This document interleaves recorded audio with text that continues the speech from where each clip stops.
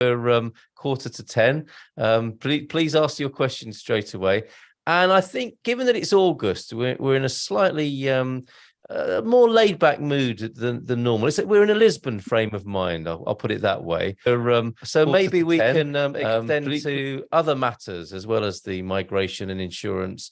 How about a few lifestyle and language and culture questions maybe this evening on this rather laid-back Portuguese August evening, which we can see through the window of Daniel Reza. You're in the office. That is a beautiful sunset behind you. Through the is that real? It is. It's my window. Right. We are on the 19th floor over here, so we have a beautiful Lisbon view, and it's lovely. On the south side, we can see the sun rising in the morning when we come early to the office, and at night the sun sets just beside me. So it's lovely. I do love the view that this office has to offer, and you can see the colors. It's beautiful. Yeah, it is amazing. What a lovely evening in the capital. It is real, I guarantee. Yeah, you never know these days, do you? Okay, fair enough. And the printer's there, which is a bit of a giveaway. Yes. Thanks for being here tonight, Daniel. And of course, you're our star next Thursday for the webinar, the Portugal Calling 7:30 webinar. You'll be here with us, with the community and the audience, to talk about citizenship in Portugal as well. So looking forward already to your company then. Let's say good evening to Anna in Cascais, who was really looking forward to the Pope's visit when we spoke to her a couple of weeks ago. How did it go, Anna? You look delighted. Yeah, hello everybody. It was amazing as expected. It was short time here in Cascais, but a long time in Portugal. But it was really emotional, and I went there, not close, but close enough to see him for real, not in the television, and it was amazing. The all atmosphere, people happy everywhere, singing, dancing, everybody smiling, a lot of young people. So it's kind of emotional time for everybody. Yeah, and we need that in the world at the moment, don't we? And there were he's a character, he's a really nice person, very close to people. After the prior Pope was not like that, so this is really different, and I think everybody noticed that. And so he's really down to earth. He talks the language that we need to understand, and so it was really good, I think. Excellent. I'm pleased for you. They lived up to your expectations and hopes, and young people from all over the world came. Yeah. Anyone who was at the airport knows that. Actually, anyone that was anywhere. Exactly. Noticed. And there were young people staying with Portuguese folks all over the country, pretty much, and traveling down.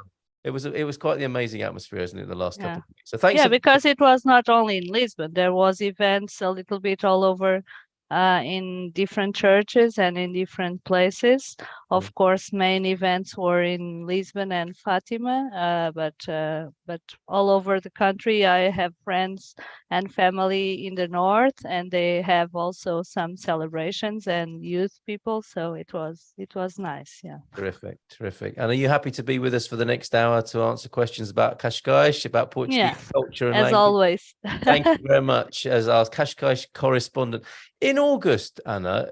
I mean, where Daniel is and where Nuno works in the city, it goes a bit quieter. Cascais is busy all year round, isn't it? Yeah, everybody comes to here. Yes. No, it's popular in summer. Yeah, it's more touristic than the rest of the year, but Cascais is also popular, not even if it's winter, but of course, July and August is really busy season here. Yeah. And do the tiers of Cascais, they stay? They go to Algarve. Okay, all right. I just needed to check that they were okay and wonder what their strategy was for coping with. It's not only them.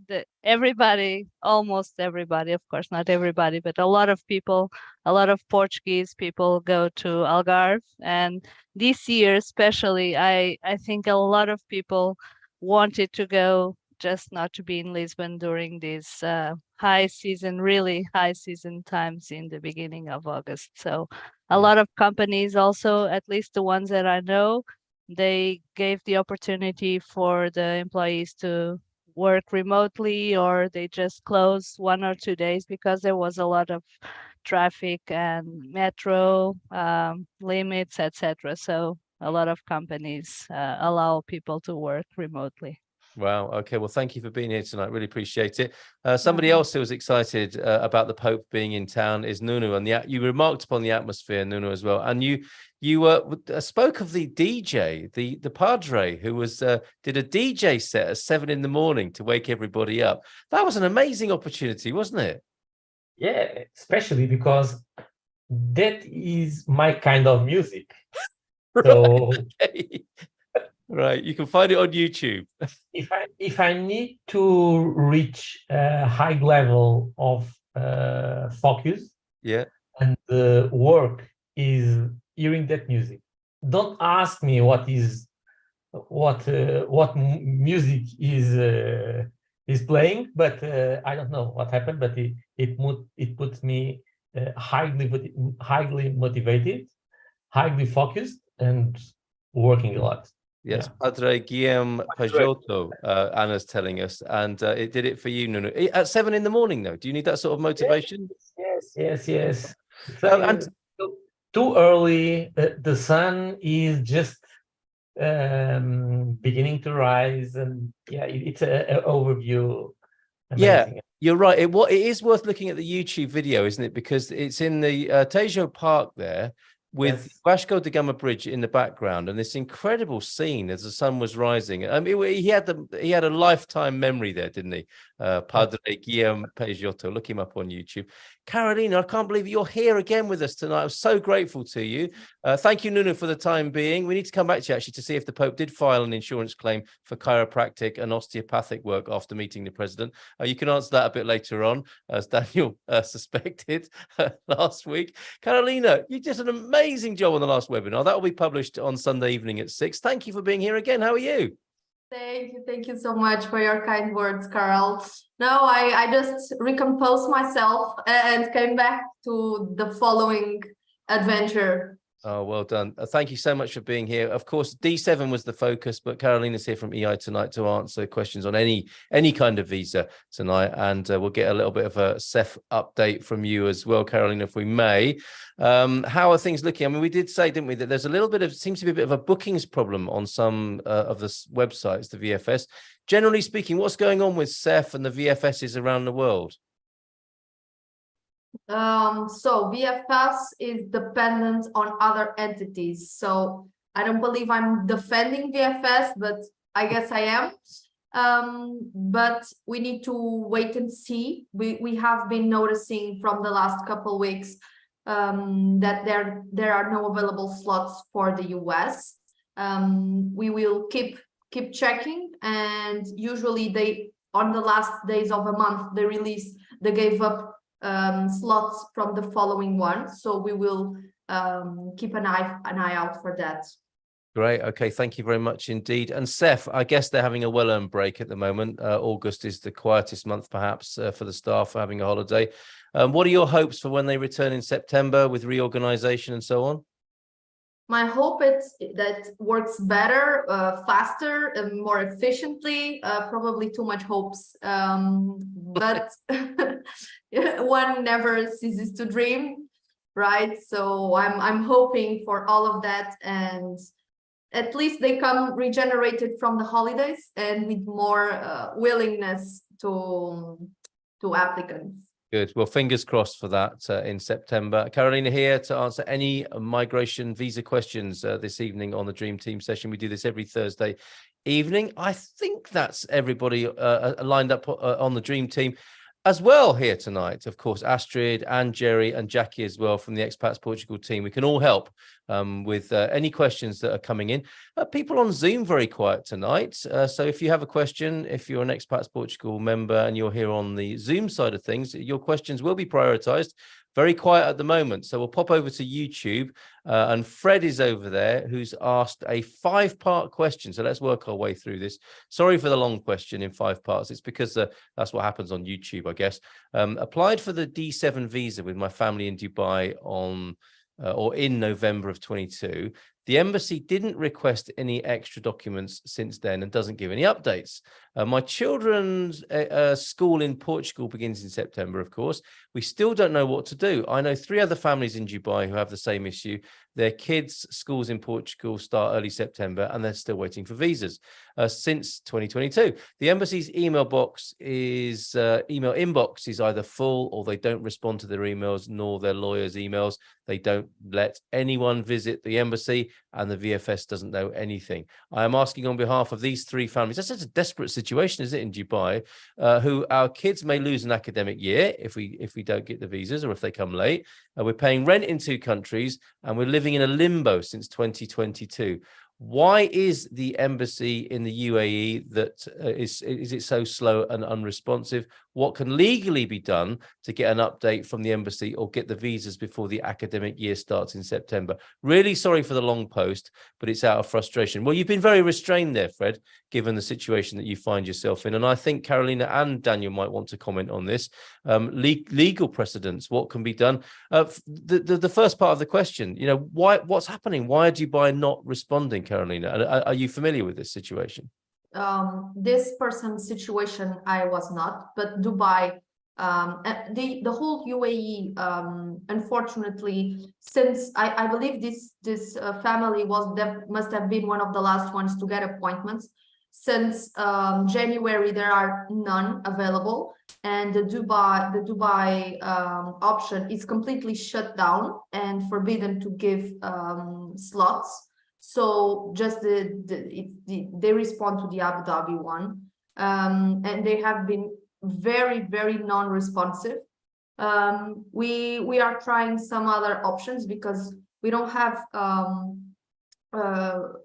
this person's process, I believe, but other people's, and we are trying through the Foreign Affairs Ministry and check what can be done. What we have already presented a complaint, a formal one, and we are waiting for the solution that the ministry gives us, because something has to be done. They exceeded far well the estimated processing time, and these people's lives are on hold, and yeah, we are trying to do something for our clients on this situation. I'd suggest, if possible, if this person wants our assistance, to email us so we can check it out and put in as well on our asking list, because this is really not normal.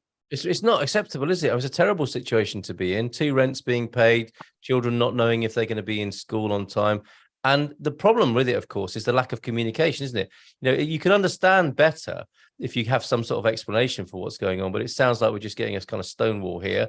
Thank you, Carolina, for your input on that. Daniel, back in the golden visa mess of the last year, 6 months, I think a Brazilian lawyer decided to mount an action, create an action against the Portuguese government and challenge them for this kind of lack of response. Is a similar thing likely with this sort of situation with Dubai, do you think? We've done exactly the same thing at our law firm, because basically what's happening is that clients have their process approved, but they're not able to obtain a booking. And we went to court, and we're still waiting for the decision on the court side. But it's something that is happening with the golden visa as well. Especially if you're not able to attend to your golden visa appointment, the appointment within SAF. So basically, if you, by any reason, are not able to get into a plane or to just come on a short notice to Portugal, what will happen is, if you're not able to reschedule, and sometimes you're not able to reschedule the booking because simply there's no bookings available, what will happen is that you will not be able to rebook the appointment. This doesn't make any sense at all. And although all the emails that we sent, all the written notifications that we sent to SEF, they simply did not reply to anything whatsoever. So we took them to court. SEF has not replied yet. They will probably not reply to our injunction, and then they will be forced to present a booking. And the same can be considered on this case, but that's a bit more of an extreme measure. I do agree with the approach that Carolina was suggesting, and this is addressing the situation with the Foreign Ministry Affairs, denouncing the situation, because sometimes the Foreign Ministry Affairs doesn't know what the consulates are doing or are not doing, and they usually do reply to the queries that are done from lawyers once the Foreign Ministry Affairs does know that the consulates are not doing their thing. In some situations, we denounced wrongdoing from the consulates, and the situation was sorted out. So I do agree with that initial approach. Eventually, if the situation is not sorted at all, considering taking CEF or the Foreign Ministry Affairs to court may be a good measure, because it's if CEF and the consulate does not do the right thing, then the courts will need to force the authorities to do the right thing. But of course, it's an assault just to file an injunction to obtain something that it shouldn't be difficult, to be honest. It should be within the 60 working days to obtain a visa, and not 7 or 8 months as the situation is.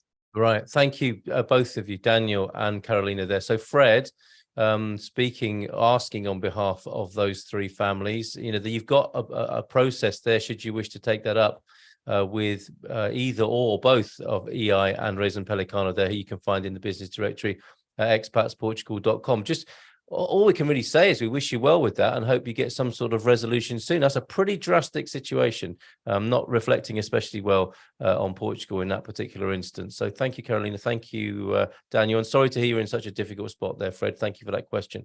Tom Smith, greetings from Ohio, where it's a pleasant 27 degrees centigrade tonight. And for you, Carolina, a special central Portugal greeting. It's the bem-aja, which not everybody says, but in some parts of the country, I think that's more popular, isn't it? Portuguese people are smiling at that. Is that like a tudo bem, that sort of thing, Anna, possibly?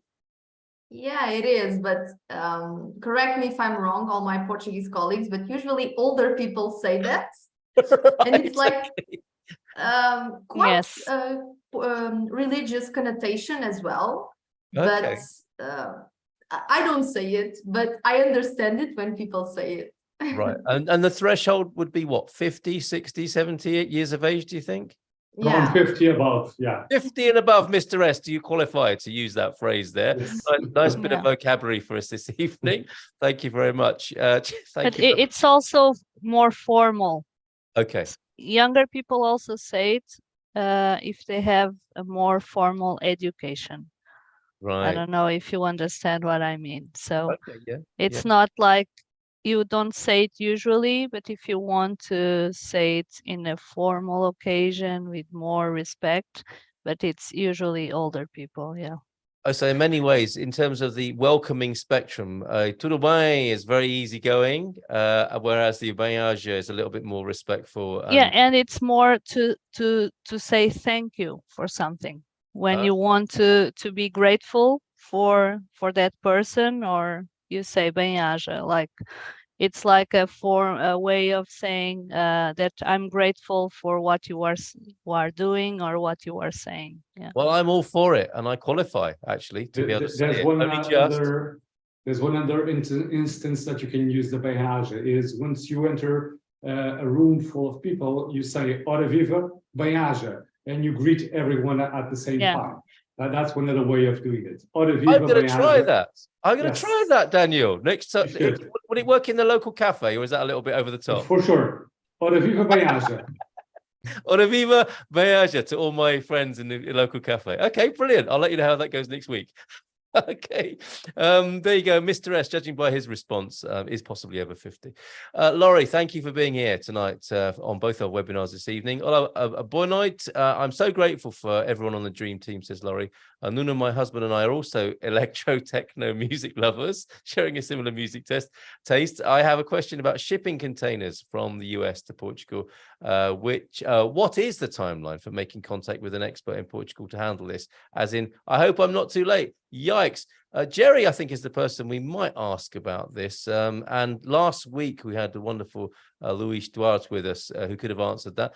Jerry, lead time, do you think, what would you say on getting stuff from the States to if we're talking about a complete container, then I would say 4 weeks.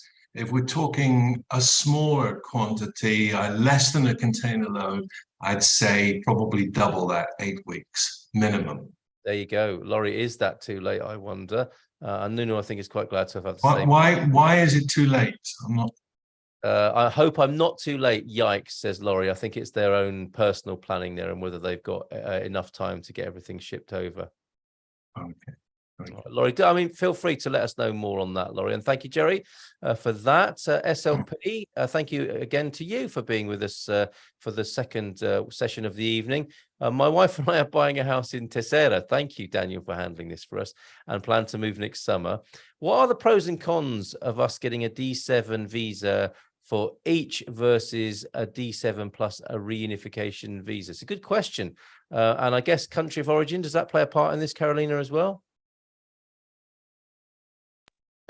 Yeah, depends, because it's where they are going to be applying. So, but usually we recommend that if they can do each one a D7, if they are able to provide records of both of them being able to meet the minimums, we recommend that route.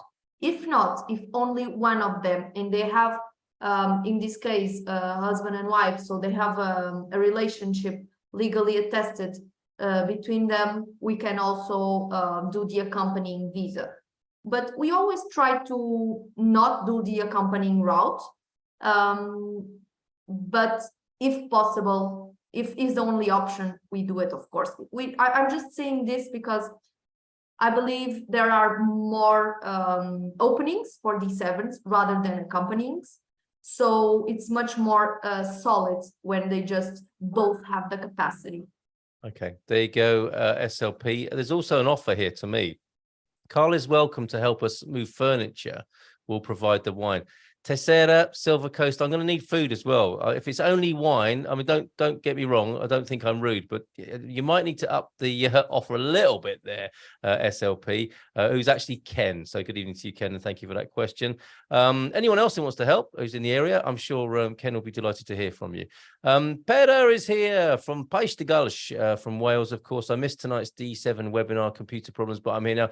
If you've got any outstanding questions, Peder, about D7 or any other kind of visa or anything to do with moving to Portugal, just ask away in the chat there where we first encountered you this evening. Good to have you here. Jose is asking for the phrase to be put in the chat. We need the first bit as well, please. So we've got the bem-aja, the Ora Viva, I think we need as well, if you don't mind as well, Daniel, please. Yeah, and Wilson, can you please spell out? This is a very interesting theme tonight, because Mr. S is continuing with his greeting to you, Carolina. We've got the bem-aja. We've also got vai com Deus, Carolina, as well. Or if you say it to older people, which of course you're not, Carolina, you say bem-aja a vossa mercê to older people as well. We've got a whole lexicon kind of a phrase book tonight from Mr. S. Good work there. And it looks like you're heading in the right direction for citizenship, and you're A2, I would say. Is that right, Daniel? It seems like it. Yeah, I do agree. Very good. Laurie's thanking you, Jerry, hoping to get to Portugal in November. Okay, so maybe cutting it a little bit fine, but with the lead times that Jerry suggested there, looks like you might be all right. Ken is in USA, saying very helpful and thank you. And Barack, so sorry I'm late, just had to get my fingerprints for my D7. Barack's really like right there in the thick of things, getting appointments online and now fingerprints for the D7. Thank you, Anna, for the Ora Viva and vai com Deus as well there. Fred's coming back to you, Carolina, on the answer you gave about Dubai. If a person gets residency in Portugal via a spouse who's an EU citizen, oh, sorry, that moved. This is from Fred. I'll come back to that, Mr. S. Thank you, Carolina, from Fred. Just to follow up, how long does the Ministry of Foreign Affairs usually, in inverted commas, so I'm making an allowance and allowing for a generality there, take to give a solution? Could they issue the visas before September if we file a complaint with the ministry? Timescale, might come back to you for that, Daniel, as well. So what do you think, Carolina? So as my colleague Daniel mentioned, usually the ministry is pretty quick to respond. Usually they maximum a week they respond that they are just going to look into things. But an actual response takes more time, and I cannot give a prediction. We are still waiting on their final answer. We have insisted. We are like a pain in the ass for them because we are always on top of things, and those matters we keep on putting the finger in the matter. So but formally we don't have yet a response, and we are waiting. So I'm sorry I cannot properly respond to the person. No, but we get the idea, and keep up that good work with your delightful turn of phrase there, Carolina. It's needed, isn't it? Absolutely needed. So thank you very much for your response on that. Back to YouTube then. We stream every Thursday evening at 9 o'clock. We are here with the Dream Team at 9, and we're on YouTube, and of course we're on Zoom for the members who come in via that approach as well. Sign up. Let's see if we can get a live sign up tonight and get all those benefits, perks and discounts of being an Expats Portugal member. Jerry's watching the emails, so if you want to sign up tonight and get all those benefits, let us know. You'll save a lot of money, which more than covers the membership fee. So let us know if you sign up tonight. It'd be great to hear from you. Jerry will be watching the email. Okay, let's go back to the YouTube stream then. Really feeling for you, Fred, actually. Good luck with that. Noor, hello. I have a question about the driving license exchange. I applied online and chose the Lisbon office. When should I expect to get an appointment to handle the documents? And how long does the physical driving license take? I was told that Lisbon could take 2 years. Is that true? Do we need Carla here to answer that question, Carolina? Yeah, I need my colleague Carla, but I'm pretty sure 2 years is not a real answer, unless, of course, I never know the details of the person, but if the applicant has everything in order, already all the documents ready, 2 years is absurd. Yeah. But yes, it's our colleague Carla that handles that, and I believe she scheduled the appointment, and she is given the appointment right away. So I don't know how did this person try to get it, but is it an official channel, or are they going through I don't know, a middleman? I don't know what's happening here, but that is too much timing. I believe you are in need of our assistance. Well said. You have our email right here. Yes, there you go. Very good work, Carolina. You're amazing. Great work tonight. And that's Noor. Yeah, 2 years is absurd. Although we have heard of people, and Nuna will, about having figured out driving and motoring insurance for people. We'll hear these horror stories of driving licenses. And we do know of people who've certainly waited a year for their driving license. Somebody in the same household might get theirs in a couple of weeks. The other person waits and waits and waits, and sometimes for over a year. Do you want to give a little bit of anecdotal insight on that, Nuno?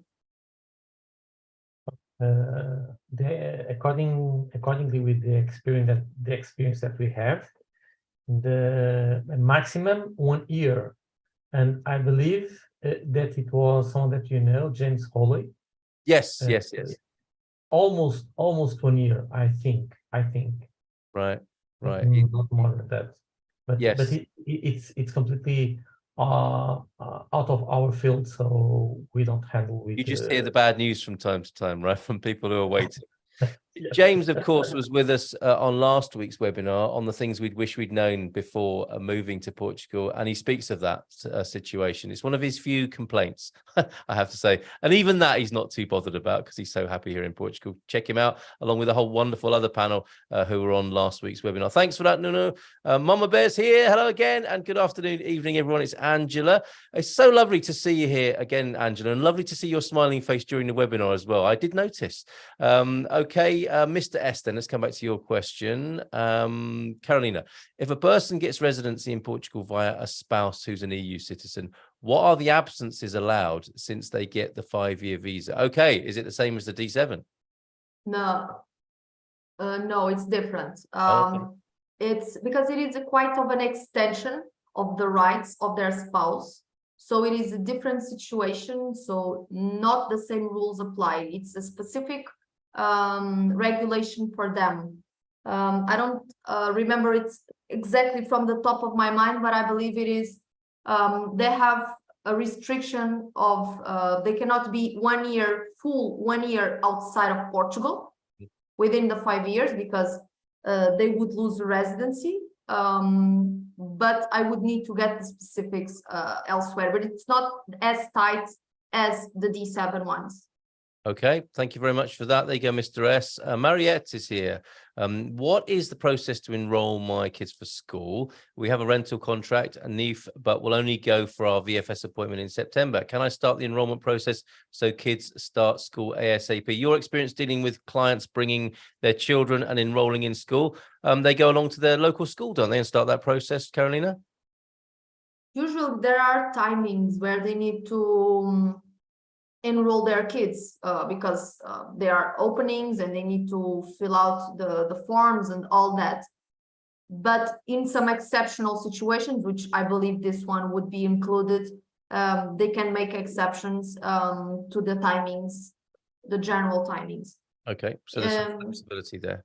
Yeah, but I believe the best option would be, we have that service as well, but the person can as well email the school and try and reach them through the official channels and collect the documents that they need to deliver, and how do they do it. I don't know if they are planning on going to public school or private school, but private one is much easier access because obvious reasons, you pay and you get it. The public school, you need to show where you are going to be living and other details. So approach the school basically is the bottom line, and you do help with that. Have you got Escola Portuguesa as well as Casa Portuguesa helping with this? No, but great business idea. Yes, you're welcome to that. Okay. Carla also provides that service. I'm going to call her tomorrow and tell her she would have benefited from being here today. And send my regards and compliments with that suggestion. She's very welcome to it. Okay, there you go, Mariette. That should help. And Mr. S is continuing here. He's got a Haja Folego as well for you as well. I'm not sure what that particular bit means. Anna, do you recognize that? Haja Folego? Oh, we need to unmute you as well. Is it written down here or on YouTube? Yes, it's H-A-J-A and then an F with a little circumflex on the O. Folego. Fôlego. Oh, of course. Haja fôlego. My mistake. Now, is this fôlego is the ability of breathing. So when you lose your, but I don't know what's the meaning of that in an expression. So it's maybe from the Old Testament of greeting. Like, come on, Mr. S, get a more modern phrase book. Might have been something he picked up in a thrift shop, an old phrase book from 1950. Okay. I don't know that expression. Sorry. Wow, you stumped the panel. That's amazing. Anyone else? Daniel? No, Carolina? Nope. But they will check with their grandparents. Okay, Miami James, if you move to Portugal in 2023 and apply for NHR, an NHR question in 2024, when do you start paying taxes in Portugal? Also, do you pay taxes on money sent before you move in? Great question. Who wants to take that? Is that a Daniel or a Carolina question? Daniel, go ahead. I'll take that one. So if you move to Portugal in 2023, you will be able to request NHR until the end of March 2024. But my advice is once you become a tax resident in Portugal, and this would be the year of 2023, do request the NHR as soon as possible, because it's just sorted out. You won't forget about it, and it's a done deal. Regarding the payment of taxes, they will the submission of taxes is only due on the next year that the income is generated. So on year 2023, nothing to do, nothing to pay, but on year 2024, the tax needs to be filed, and the taxation is due to be paid until August 2023. So this is the payment time for the Portuguese state at the current moment until the end of this month. everyone needs to pay their share into the Portuguese system regarding to the income generated last year. So that's basically the timelines to that should be considered. And Jerry, you gave some really good advice on the things we'd wish we'd known moving to Portugal about the NHR and making sure you work with the best professionals in the business, because a mistake of that kind when dealing with the NHR can be quite costly, right? We've seen that. Yes, absolutely, Carl. I had a bad experience with a lawyer, which Daniel knows about, and Daniel was able to give me some good advice on it. But the upshot was that they misfiled information, and therefore I could not get NHR status, and it's too late now. And that mistake, using the wrong person. Sadly, I'd never heard of Expats Portugal when I applied. Always race in Pelicano, but using the wrong person has cost me thousands. Well, okay, so that's a horrible thing to hear, but something other people can benefit from now. To know that, to file at the right time and to do it with somebody who's competent. Daniel, for example, Denise is absolutely. Can you get NHR status before physically arriving in Portugal? That's a straightforward no, because the sequence is basically the following. First, you obtain the NIF, then you obtain the residency visa, then you obtain the residency permit, and once you have the residency permit, you can change your tax status from non-resident to resident. And once this change occurs, you can request the NHR. In some specific situations, the Portuguese tax authorities is accepting the change of the tax status without having the residency permit, but it's becoming a bit more difficult to do that. In some particular instances, if you are able to prove that you're living in Portugal for more than 6 months, the tax authorities will indeed change the tax status. But in short, obtain the NIF, obtain the visa, obtain the residency permit, change the tax residency from non-resident to resident, apply for the NHR. If you're not requesting a residency visa, and you're jumping straight away to the residency permit, and you've been waiting for more than 6 months in Portugal, you may be eligible to request to the Portuguese tax authorities to change your status and then request the NHR. But that's basically it. No possibility of requesting the NHR before you do arrive to Portugal because you're not yet a tax resident. There you go. A comprehensive and excellent answer from Daniel there for you, Denise. Thanks for being here tonight. Ken's probably got to go and do some more packing of that furniture that he wants me to move. Once again, thank you, Dream Team, for your time and invaluable help. Time for us to go this evening. I'm glad we've been of assistance tonight. And there's thanks very much, Daniel, from Denise, for you there as well, Daniel. Peter, can't think of any questions. Just really wanted to attend tonight's D7 and just listen and learn. Is there a second chance to watch it again? Absolutely. With every webinar we do on the 7:30 slot, it is available. Well, so is the Dream Team, actually, on the YouTube channel, Expats Portugal's YouTube channel. The Thursday evening webinar is published at 6 o'clock on a Sunday evening. Thank you, Wilson, for helping us out. And Anna as well. The session will be available on YouTube. Some people know, and you do now as well, Peder. Congratulations to, who is this? Chris Benson. Great news, Chris. My D7 application was approved today. That's great news. We love to hear news like that. And guess what? Thanks to EI. So well done, Chris Benson. Thanks for letting us know as well. Mr. S, as well as giving us a little bit of a language lesson tonight, says double standards on the D7 and for spouses. Is that a fair comment, Carolina, do you think? Depending on if there's two kinds of visas, so one of the spouses having a D7 and the other one having an accompanying visa, it's a fair conclusion that there will be different demands for each one. So yeah, and unfortunately double standards exist all over the world regarding consulates, embassies. We need to conform ourselves and just get around it so we can rise better.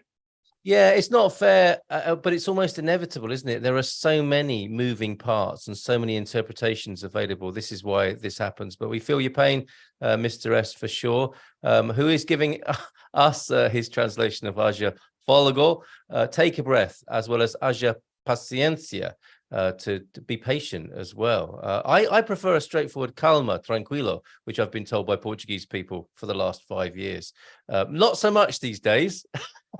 And that's a good sign, I think. Sherilyn, great to see Jerry again. Had a long meeting with me earlier, and then another webinar followed by this one. I think he needs a good cup of tea. Jerry, have you got a good cup of tea there?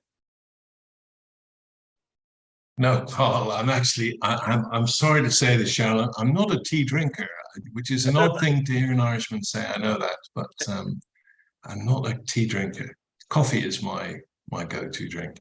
But probably not this time of night. Could you tell us a bit more about the meetings and the one-to-ones, Jerry, which is part of the service offered to people? Clearly, Sharon's enjoyed that process, and then is there for the webinar and for the Dream Team as well. Can't get enough of Expats Portugal. Yeah. Well, yes, for all our premium members, we offer included in membership is a one-on-one consultation where we will go through an individual profile based on where that person is on the journey to moving to Portugal. We'll generate referrals where necessary to our Dream Team partners, as well as talk about lifestyle matters and maybe some other general information. With Sherilyn today, for example, we were talking about sending her some information on the train services and the bus services across Portugal. So just general things like that, as well as the regulatory side of things and introductions to our Dream Team members. That's part of our premium service, Carl. And that's quality time, isn't it? Rather than asking a question on social media, getting 500 different answers and an argument with somebody, you can get, Jackie might like to respond to this as well. You get some quality time with people, and from your own personal experience of living in the country. Jackie, how would you describe the one-to-ones? I think Jerry put it really well. Sometimes we veer off. I mean, obviously we go through all the things, recommend the Dream Team when it's appropriate, but sometimes we talk about, cultural differences, kind of like we did last week, things we wished we had known before we had moved to Portugal. I did one with Jerry this past week where it turns out that this couple was from the town I lived in, right outside of Boston, and we had a lot of the same friends. And so wow. it was kind of hard to get to the points. Sometimes Jerry was so patient because all we wanted to do was gossip the whole consultation. So Thank you, Jerry, for letting us do that. And no, but it's actually a lot of fun. I mean, I think we have a really good time on these consultations, and you get to know people, and it feels good to be able to help them. Yeah, brilliant. Thank you both, Jackie and Jerry there. And of course, that's part of, as you said there, Jerry, the premium members will have that one-to-one with you both. Yes. Okay, yes. Get the signposting and support and some quality time. Brilliant. We have Dino Moreira talking to you, Mariette, on that matter of getting kids into schools. If you're looking for a private school, should be okay, but don't wait too much as the school starts in early September. It may be different where you're from, but early September here in Portugal. Kids, as far as I can see, having a fantastic time in São Martinho de Porto, going to the beach every day, enjoying their summer holidays here. Not sure about the parents. And we have Finances, says Mr. S, doesn't want to make a person a tax resident. Well, that's in response to you, isn't it, Daniel? I mean, they've got to be here, really, haven't they? Of course, they want your money and they want you as a fiscal subject, but you have to be here, right? Well, about 1 to 2 years ago, it was really easy to obtain tax residency. Basically, if you had a rental agreement in your name, or a property purchased in your name, this would be easy peasy. You just went to the tax authorities and they would change the tax status. But now they're making the situation a little bit more difficult, which I do find it hard to understand because, as you said, more tax residents means more potential revenue into the country. So I don't understand fully what's the objective out of the tax bureau at the current moment with making a few hurdles into becoming a tax resident. But that's the recent reality, and the majority of times they are indeed requesting a residency permit or proof that you are residing in Portugal for more than 6 months. There you go. Good point, Mr. S. And you go, oh, it's not Mr. S, it's Tom Smith, who says, I know the most important Portuguese phrase, which is onde está a casa de banho. It is worth knowing that. And we may ask the panel for some other useful phrases as we conclude tonight. So thank you for that, Tom Smith. Mama Bear, question, where can someone, I think this might be for you, Nuno, where can someone get a life insurance policy in Portugal? Through insurance or a bank? Oh, we need you to unmute, Nuno. Yeah. Okay, now. Well, the best is check with both, and then you decide. So feel free to send us an email with the key information, and we'll start from there. But check with both. That's a very fair and generous response. Yes, especially because I'm pretty sure that we are better than the banks, but check for yourself. Check with them. This is specifically on a life insurance policy, and this is what tends to happen. This is what I think one of the themes that came up in the things we'd wish we'd known. People can panic when they're in the bank and they see, okay, I can tick that box, I can get health insurance, I can get life insurance, and of course I believe the bank personnel are incentivized as well, aren't they, Nuno, to sell these products to people as well?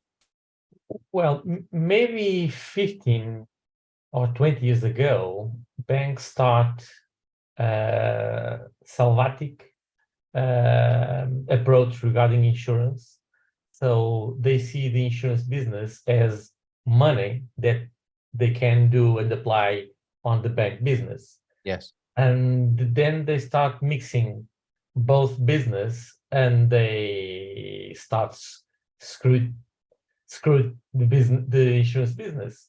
And nowadays, clients are reaching us saying the bank just recommend that consult an insurance broker. Right. So they are backing to they are focusing more on their business, which is finance and not insurance.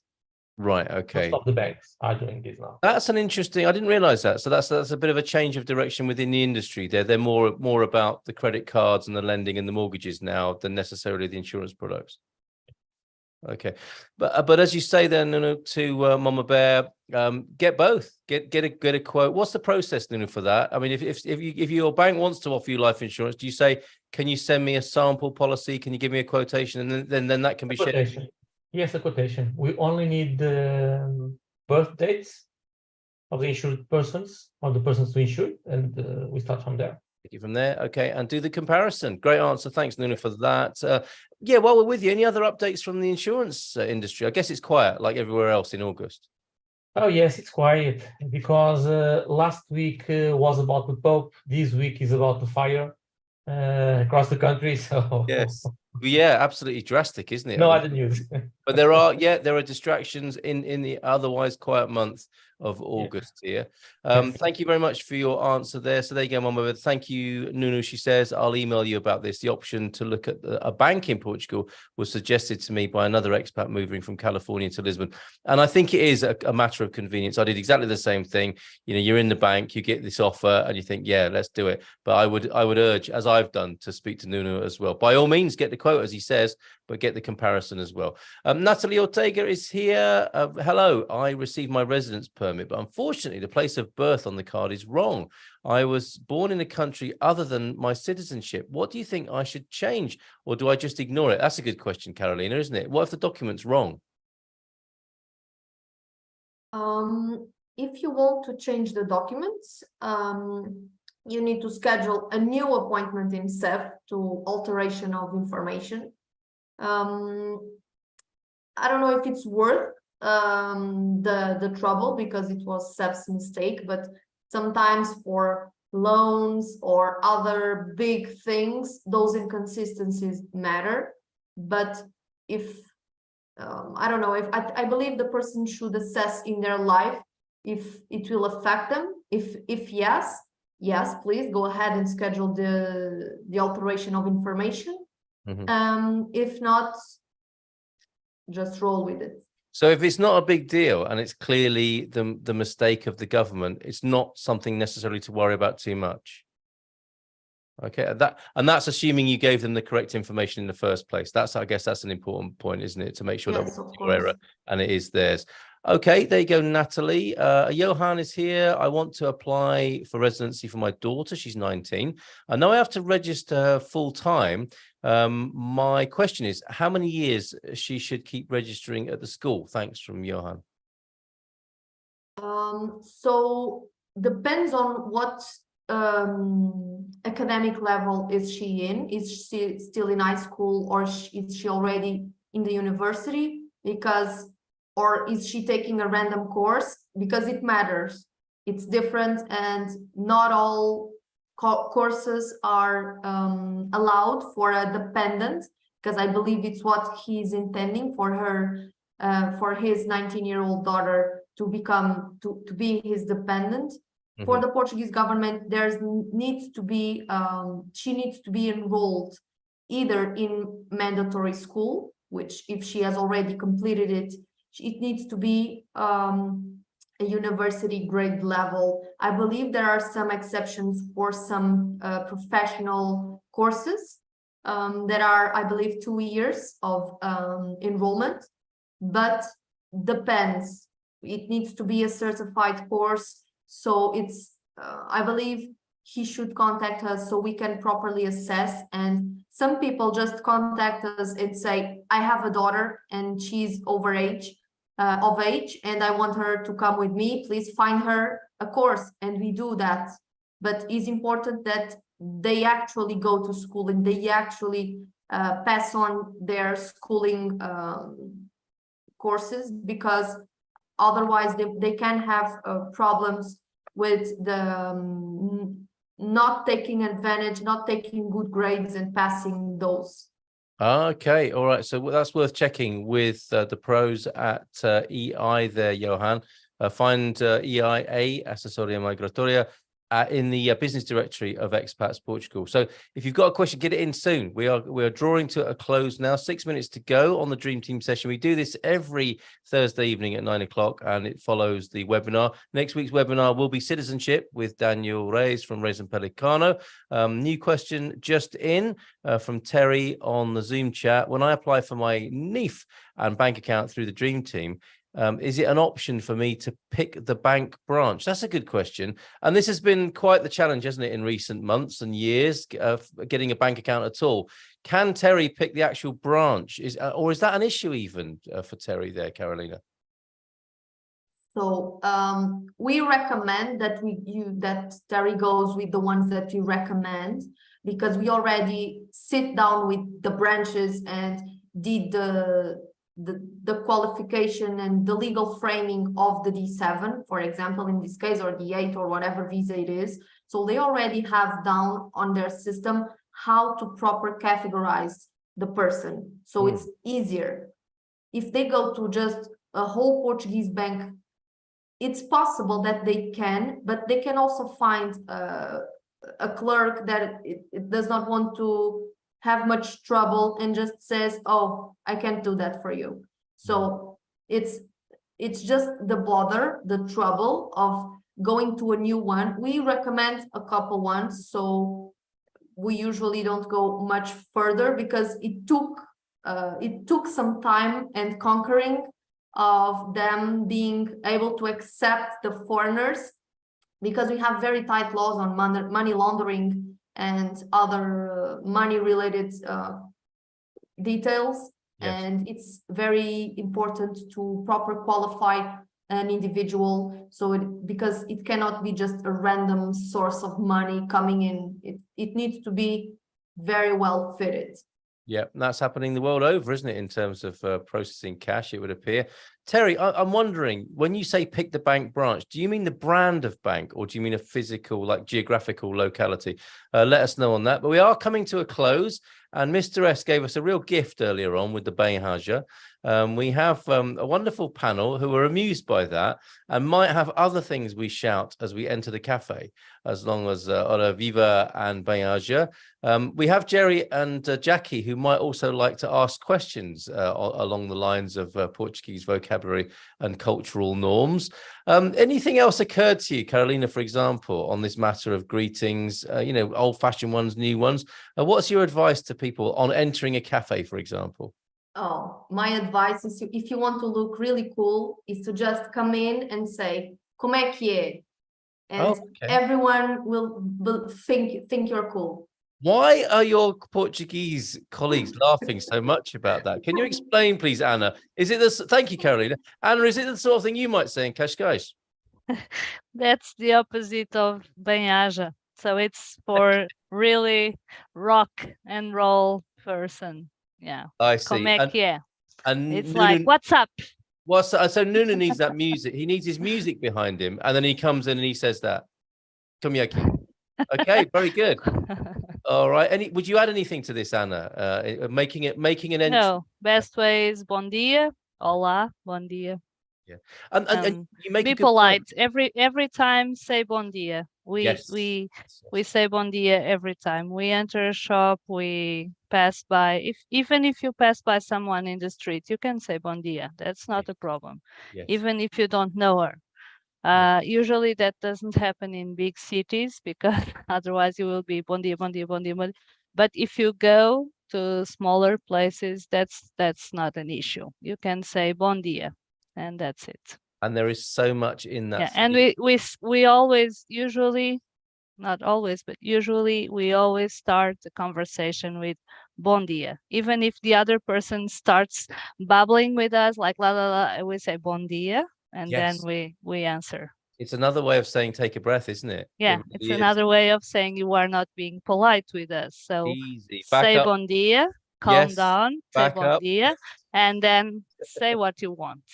Well said. And anyone who's lived here as a foreigner for a little while will notice this. Don't just ask for the coffee or the pastel de nata. Establish the human connection first with the bom dia. Our grandmothers and grandfathers taught us always say bom dia and always say obrigado.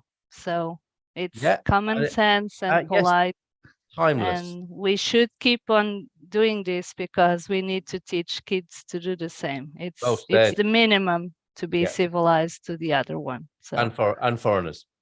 Of course. Right, okay. And it's these little words, isn't it? Bom dia and olá. There's so much in there. You can pass an old guy in the street and you'd be like just that. Or that's happened to me yesterday with my family. We saw an older lady. We were coming down some steps and down the calçadas, and she was quite focused on keeping her step, and making sure she was stepping in the right place and not slipping. And we all said, "Olá, boa tarde." We were walking to the beach, and she came out of her focus on the steps and said, "Olá," and just that 3-letter word had so much passion and emotion and expression in it, like she was delighted that you made contact. So there's a lot can go on in those little 3-letter words in Portugal. Yeah, right. And you are being polite, so it's the minimum that you can do. Well said. Jerry, did you have something to add to that? Well, yes, I think another lovely thing about that is that if you walk into a room, a shop, a room where there's lots of other people, and you say bom dia, everybody will answer you. You're not just saying it to one person, a shop owner or something. You're actually saying it to everybody in earshot, and I think that's lovely. And everybody will reply. But I have a question. When does batard become boa noite? After dinner. After whose dinner? My dinner or your dinner? When do I say boa noite and stop saying batard? It's not problematic. I think nobody will be offended if you say boa tarde and it's already 9, or if you say boa noite and it's still 7. So at least you say something. Yes. So I think what Jerry's worried about there, Anna, is but I think the meals, as you know, Portuguese love to eat, so the meals are the main schedule. So after lunch you say boa tarde, after dinner you say boa noite. And of course in winter it seems a little bit silly. It's 8, but it's already dark, so you say boa tarde, but It's Yeah. not a bad thing to say boa tarde, even if it's 8. Okay. There you go, Okay. sorted. And what we're worried about, I think, Anna, is going to the Finanzas portal and seeing a fine on there for saying the wrong thing at the wrong time of day. But clearly, that's not going to happen. Now you've given us. Don't tell this to Costa, otherwise he would He might do it. consider. He loves Mm. taxes, so please do not publish this. Okay, clip. I'll Okay. rub that from the YouTube. Okay, thank you, Anna. Other thing, just a quick note. If you enter a room, like a waiting room in a doctor's office, even if you are not going to speak to anybody because all the others are there just waiting, it's polite and you should just say boa tarde and you sit down waiting for your time. You don't need to talk after that, but when you enter a room, there's people there, you can say bom dia, boa tarde, and you sit down. Beautiful. Okay. Thank you so much, Anna. It's Thank you. quite interesting. I was in a waiting room and sitting down, and all the seats were occupied, mostly by younger men. So certainly they were all younger than me.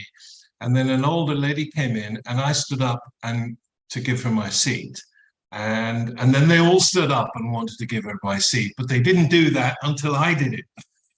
Jerry, you started a Mexican wave. Yeah, They were distracted by phones, probably. They Oh, were all probably, looking at yes. phones. Yes. Yeah. Yes. Okay, well, Yeah. we're looking forward to Anna's masterclass on Portuguese manners, which will include use of phones appropriately as well, I think. We'll have a special webinar on that, Anna. Thank you very much tonight, Anna and Carolina, so far for your contributions. Daniel, did you want to add anything to that? Well, I do fully agree with Anna. The bom dia, boa tarde, boa noite will take you a long way in Portugal. And if you get into a place, the bom dia is mandatory. So yeah, it's something that sometimes foreigners will need to get used to, especially living in small places, but it's mandatory. Thank you so much, Daniel, and thank you for being here tonight. Looking forward to your company next Thursday for your special on citizenship. Nuno, Sorry, then, can I just add a little note? Sorry. better. I receive a lot of emails from people from abroad, so they are not Portuguese. And even in emails, they just start speaking, writing words with no entrance. So please start the email saying bom dia, boa tarde, or olá. Very Nothing, it's no worries, okay? Just say something. Don't start all the way talking. Just say something. Bom good. dia. Is that what when you reply, Anna, do you do that? Yeah, at least I always reply with bom dia, boa tarde, even if they don't say it to me. Fantastic. Thank you so much for that insight. We haven't heard from Nuno yet. Nuno might have something to add to this. Okay, so only 2 quick notes. One about you, Carl. Today, you really surprised me, and I stay delighted knowing that you know what tias are. So you are becoming a Portuguese. Right. These are the ladies of Cascais, right? The mafia. Oh, the aunts of Cascais. The arts of Cascais. Yeah. Absolutely. Yeah. Thank We you. all know about that. We all know about them, Nuno. The second note is to Anna. I don't know if the Portuguese people here notice how subtle, gentle, and polite Anna was when she started talking about the bem-aja word and in the middle she said, and some more educated people. Guess where Anna lives?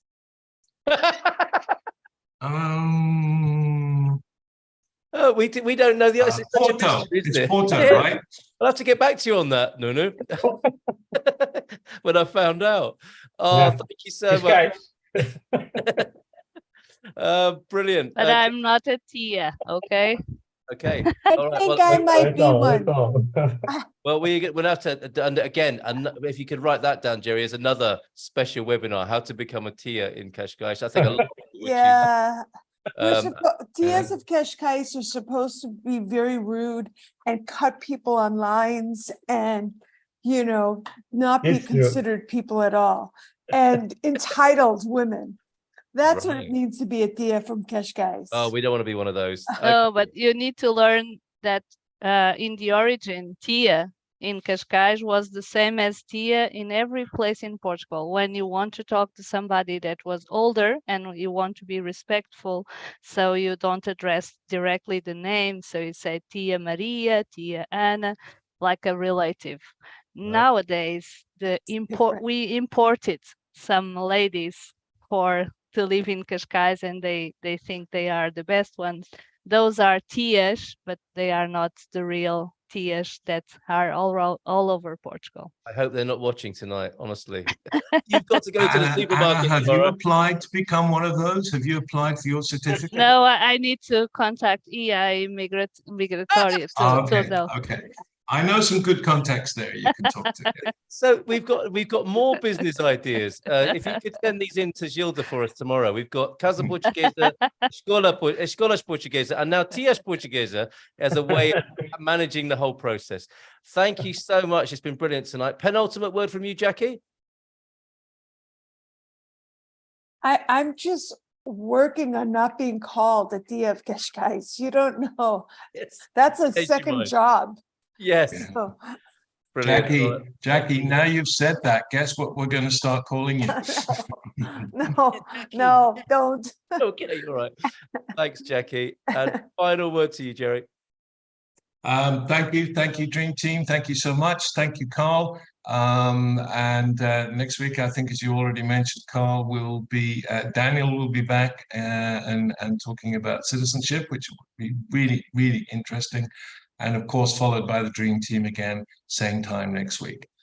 Otherwise, thank you all for participating, and we will see you in Portugal. Jerry, is it boa tarde or boa noite? Boa noite. Okay, I've had my